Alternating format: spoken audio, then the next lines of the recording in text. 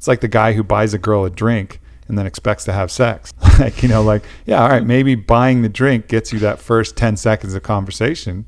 And then from there, you're on your own, buddy.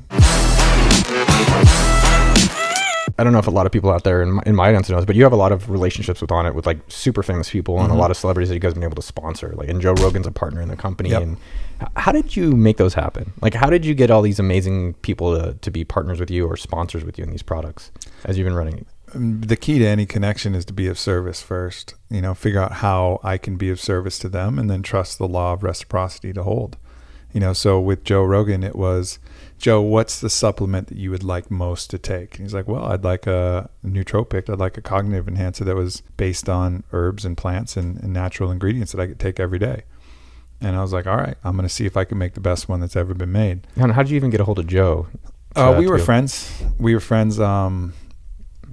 set up a podcast advertising deal with him, went out to lunch, and what was supposed to be a 30-minute meeting came into like a 4-hour discussion on super volcanoes and psychedelics and all the mutual interests that we have.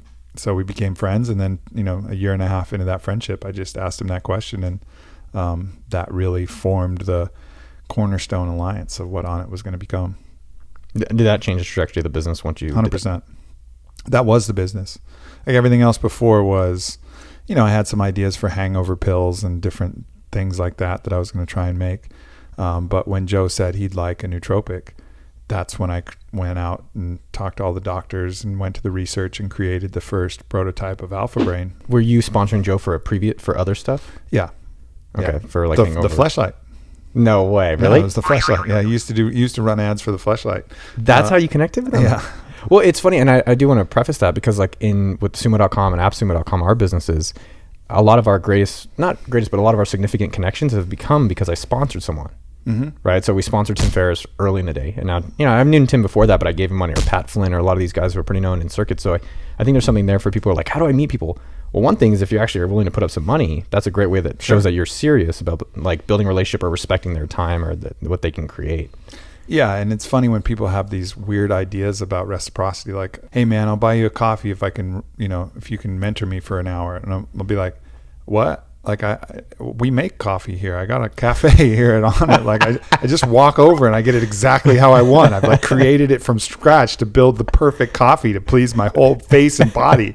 Like, and what are you offering me? Like that for an hour of my time? Like doesn't make sense. Like in their head, this buy you a cup of coffee means something, but it doesn't, but then there's other people who get it. And like somebody made me like a badass like custom knife set where it's like has knives with quotes engraved on them and shit like that, and like that dude comes in and like, all right man, what do you want to talk about? Like that was rad, that was really thoughtful, that was cool, that was something that is valuable to me. So it doesn't necessarily have to be money, but it has to be something of value. And shit, that could just be a laugh. Like a lot of people you meet, they just make you laugh, and that's of value. And so from there, the connection forms. So that was the first inflection point in the business? I guess there was another pretty important connection with Bode Miller, the skier who put up the first money to fund Onnit. First $60,000 was from him. How did that all go down? And we just met as kind of party buddies. We met in Las Vegas and just, through a mutual friend.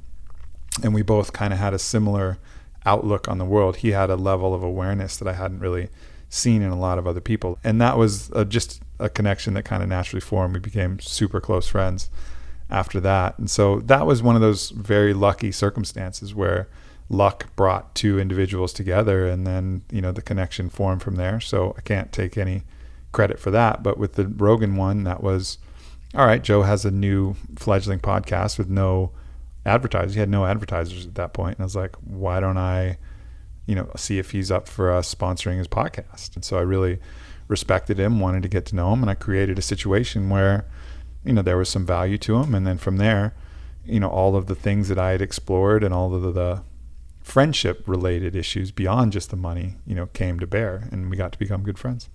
I like what you said. I just want to repeat it just so for everyone listening. It's like you created the situation. I did.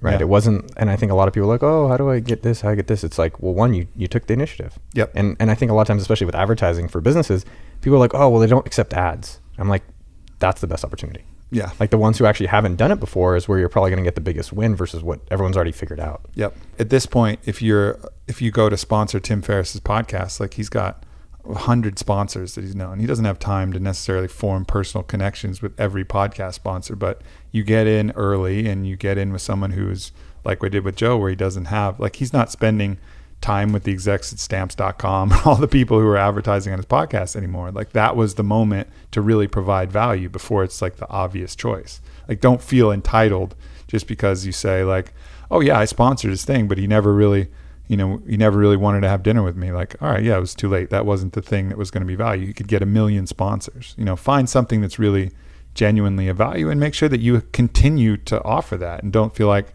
it's like the guy who buys a girl a drink and then expects to have sex. Yeah, all right, maybe buying the drink gets you that first 10 seconds of conversation, and then from there you're on your own, buddy. But like, understand what it is that you're actually getting with that initial offer.